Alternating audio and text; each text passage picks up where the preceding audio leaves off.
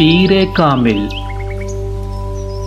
Episode number 32 Wasim Urdu والا کی آواز میں۔ ان کے جانے کے بعد سالار کو اس وکیل کا خیال آیا جس کے ذریعے انہوں نے ہاشم مبین احمد سے رابطہ کیا تھا۔ اس وکیل کو ہائر کرنے والا بھی حسن ہی تھا اور سالار سکندر کے نام سے وہ وکیل بھی واقف نہیں تھا، مگر سالار کے لیے قابل تشویش بات اس میں حسن کا انوالو ہونا تھا۔ ہاشم مبین احمد اس وکیل سے حسن سے اس تک بہت آسانی سے پہنچ سکتے تھے۔ اس نے اگلا فون حسن کو کیا اور حسن کو سارے معاملے کی نوعیت سے آگاہ کیا۔ میں تمہیں پہلے ہی اس سب سے منع کر رہا تھا، اس نے چھوٹتے ہی سالار سے کہا۔ میں وسیم اور اس کی فیملی کو بہت اچھی طرح جانتا ہوں اور ان کے اثر و رسوخ سے بھی بخوبی واقف ہوں۔ وہ بولتا جا رہا تھا۔ سالار نے کچھ اکتاہٹ بھرے لہجے میں اسے ٹوکا۔ میں نے تمہیں فون اپنے مستقبل کا حال جاننے کے لیے نہیں کیا، میں صرف ایک خطرے سے آگاہ کرنا چاہتا ہوں۔ کس خطرے سے؟ حسن چونکا۔ تم نے جو وکیل ہائر کیا تھا وہ اس کے ذریعے تم تک اور پھر مجھ تک بآسانی پہنچ سکتے ہیں، سالار نے اسے کہا۔ نہیں، وہ مجھ تک نہیں پہنچ سکتے، حسن نے اس کی بات پر قدرے لاپرواہی سے کہا۔ کیوں؟ کیونکہ میں نے سارا کام پہلے ہی بہت محتاط ہو کر کیا ہے۔ وہ وکیل بھی میرے اصلی نام اور پتے سے واقف نہیں ہے، اسے جو ایڈریس اور فون نمبر میں نے دیا تھا وہ جعلی تھا۔ سالار بے اختیار مسکرایا۔ اسے حسن سے ایسی عقل مندی اور چالاکی کی توقع رکھنی چاہیے تھی، وہ ہر کام بڑی صفائی سے سر انجام دینے کا ماہر تھا۔ میں صرف اس کے پاس ایک بار گیا تھا، پھر فون پر ہی رابطہ کیا، اور اس ملاقات میں بھی میرا حلیہ بالکل مختلف تھا۔ میں نہیں سمجھتا کہ صرف حلیے سے ہاشم مبین احمد مجھ تک پہنچ سکتے ہیں، اور اگر وہ پہنچ گئے تو پتہ نہیں، اس تو کے بارے میں نے نہیں سوچا، حسن نے صاف گوئی سے کہا۔ کیا یہ بہتر نہیں ہے کہ تم کچھ دنوں کے لیے کہیں غائب ہو جاؤ اور یوں ظاہر کرو کہ جیسے تمہاری یہ غیر موجودگی کچھ ضروری کاموں کے لیے تھی؟ سالار نے اسے مشورہ دیا۔ اس سے بہتر مشورہ بھی ہے میرے پاس، میں اس وکیل کو کچھ روپے پہنچا کر یہ ہدایت دے دیتا ہوں کہ ہاشم مبین یا پولیس کے پہنچنے پر وہ انہیں میرا غلط حلیہ بتائے۔ کم از کم اس طرح فوری طور پر میں کسی پریشانی کا شکار نہیں ہوں گا، اور انہی دنوں میں ویسے بھی چند ہفتوں کے لیے انگلینڈ جا رہا ہوں، حسن نے بتایا۔ پولیس اگر پہنچ بھی گئی تو تب بھی میں ان کی پہنچ سے بہت دور رہوں گا، مگر مجھے یہ یقین نہیں ہے کہ وہ مجھ تک پہنچ سکیں گے، اس لیے تم اطمینان رکھو۔ اگر تم واقعی اتنے بے فکر اور مطمئن ہو تو ٹھیک ہے، ہو سکتا ہے وہ تم تک نہ ہی آئیں، مگر میں نے پھر بھی سوچا کہ میں تمہیں بتا دوں، سالار نے فون بند کرتے ہوئے اس سے کہا۔ ویسے تم اس لڑکی کو اب لاہور میں کہاں چھوڑ کر آئے ہو؟ لاہور کی ایک سڑک پر چھوڑ آیا ہوں، اس کے علاوہ اور کہاں چھوڑ سکتا تھا؟ اس نے اپنے محلے وقوع اور حدود اربع کے بارے میں کچھ نہیں بتایا، وہ بس چلی گئی۔ عجیب بے وقوف ہو، کم از کم تم تو اس سے اس کا ٹھکانہ پوچھنے کا حوصلہ رکھتے تھے۔ ہاں، مگر مجھے اس کی ضرورت نہیں پڑی۔ سالار نے دانستہ امامہ سے آخری بار ہونے والی اپنی گفتگو گول کر دی۔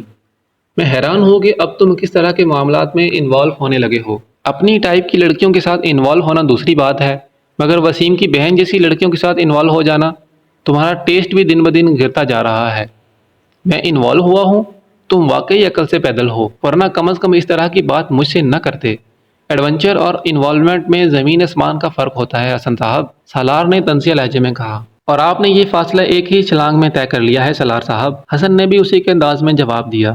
تمہارا دماغ خراب ہے اور کچھ نہیں، اور تمہارا دماغ مجھ سے زیادہ خراب ہے، ورنہ اس طرح کی حماقت کو ایڈونچر کبھی نہ کہتے۔ حسن بھی قدرے جھلایا ہوا تھا۔ اگر تم نے میری مدد کی ہے تو اس کا یہ مطلب نہیں ہے کہ تمہارے منہ میں جو آئے تم کہہ دو۔ سالار کو اس کی بات پر اچانک غصہ آ گیا۔ ابھی میں نے تمہیں کچھ بھی نہیں کہا ہے، تم کس بات کی طرف اشارہ کر رہے ہو؟ یہ ٹیسٹ والی بات کی طرف یا دماغ خراب ہونے والی بات کی طرف؟ حسن نے اسی انداز میں اس کی بات سے متاثر ہوئے بغیر پوچھا۔ اچھا اب منہ بند کر لو، فضول بحث مت کرو، اس وقت ان تمام باتوں کو کرنے کا مطلب گڑے مردے اکھاڑنا ہے۔ حسن اب سنجیدہ تھا۔ فرض کرو پولیس کسی صورت ہم تک پہنچ جاتی ہے اور پھر وہ امامہ کا پتہ جاننے کی کوشش کرتے ہیں تو ہم کیا بتائیں گے؟ اور میں نہیں سمجھتا کہ وہ کبھی بھی اس بات پر یقین کریں گے کہ امامہ کے بارے میں تمہیں کچھ نہیں پتہ ہے۔ اس وقت تم کیا کرو گے؟ کچھ بھی نہیں کروں گا، میں ان سے بھی وہی کہوں گا جو میں تم سے کہہ رہا ہوں، اس نے بلند آواز میں کہا۔ ہاں، اور سارا مسئلہ تمہارے اس بیان سے ہی شروع ہوگا۔ میں امامہ کے بارے میں نہیں جانتا ہوں، حسن نے اس کا جملہ دہرایا۔ تمہیں اچھی طرح اندازہ ہونا چاہیے کہ وہ ہر قیمت پر امامہ تک پہنچنا چاہیں گے۔ یہ بہت بات کی بات ہے، میں امکانات اور ممکنات پر غور کر کے پریشان نہیں ہوتا، جب وقت آئے گا دیکھا جائے گا، سالار نے لاپرواہی سے کہا۔ تم سے مجھے صرف یہ مدد چاہیے کہ تم اس سارے معاملے کو راز ہی رکھو اور پولیس کے ہتھے نہ لگو۔ تمہارے کہے بغیر بھی میں یہی کرتا، ویسے بھی میں اگر پکڑا گیا تو وہ وسیم کو منہ دکھانے کے قابل نہیں رہوں گا۔ اس بار تم نے مجھے واقعی بڑی امبیرسنگ صورتحال سے دوچار کیا ہے۔ اوکے، میں فون بند کر رہا ہوں کیونکہ تم پر پھر وہی دورہ پڑنے والا ہے۔ وہی نصیحتیں اور پچھتاوا۔ You are acting like my father. Salar نے کھٹاک سے فون بند کر دیا۔ اس کا ذہن پچھلی رات کے بارے میں سوچ رہا تھا اور اس کے ماتھے کی تیوریاں اور بل بہت نمایاں تھے۔ میں کبھی سوچ بھی نہیں سکتا تھا کہ یہ اس حد تک گر جائے گا۔ ریڈ لائٹ ایریا، مائی فٹ۔ کبھی میرے خاندان کی پچھلی 7 نسلوں سے بھی کوئی وہاں نہیں گیا، اور یہ لڑکا کیا ہے جو میں نے اسے نہیں دیا؟ کیا ہے جس کی کمی رہنے دی ہے؟ اور اسے دیکھو، کبھی یہ خودکشی کی کوشش کرتا پھرتا ہے اور کبھی ریڈ لائٹ ایریا۔ میرے اللہ، آخر کس حد تک جائے گا یہ؟ سکندر عثمان نے اپنا سر تھام لیا۔ مجھے تو گھر کے ملازموں پر بھی بہت زیادہ اعتراض ہے۔ آخر کیوں اس لڑکی کو انہوں نے اندر آنے دیا؟ گھر کے معاملات پر نظر رکھنی چاہیے انہیں۔ طیبہ نے بات کا موضوع بدلتے ہوئے کہا۔ گھر کے معاملات اور مالک کے معاملات پر نظر رکھنے میں زمین آسمان کا فرق ہوتا ہے۔ یہاں معاملہ گھر کا نہیں تھا، مالک کا تھا، سکندر نے طنزیہ لہجے میں کہا۔ اور پھر اس میں سے کسی نے بھی کسی لڑکی کو یہاں آتے نہیں دیکھا۔ وہ کہتا ہے وہ اسے اسی دن لایا تھا۔ چوکیدار کا کہنا ہے کہ ایسا نہیں ہوا۔ اس نے اس کے ساتھ کسی لڑکی کو آتے نہیں دیکھا۔ ہاں، جاتے ضرور دیکھا ہے۔ ملازموں کا بھی یہی کہنا ہے۔ انہوں نے نہ تو کسی لڑکی کو آتے دیکھا ہے، نہ ہی جاتے دیکھا ہے، سکندر نے کہا۔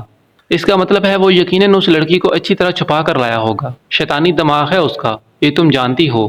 تم صرف یہ دعا کرو کہ یہ سارا معاملہ ختم ہو جائے، ہاشم مبین کی بیٹی مل جائے اور ہماری جان چھوٹ جائے، تاکہ ہم اس کے بارے میں کچھ سوچ سکیں، سکندر عثمان نے کہا۔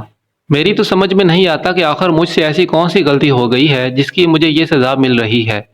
میری تو سمجھ میں نہیں آتا کہ میں کیا کروں۔ وہ بے حد بے بس نظر آ رہے تھے۔